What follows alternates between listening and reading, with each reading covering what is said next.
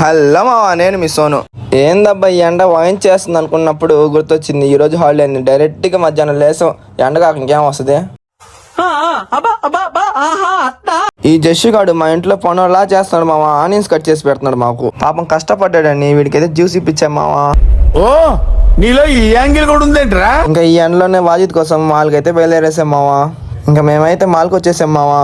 వీడు వచ్చినోడు గమ్ముకుండా షో చేస్తాం మావా అందరి ముందు.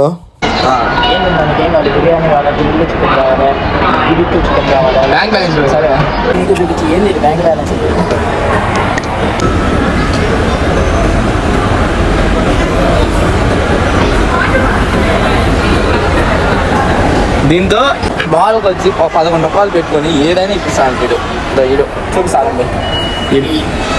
అదే మాటలో ఈ బండోడు కూడా వచ్చేసాడు మావా వ్లాగ్ తీసుకుంటూ.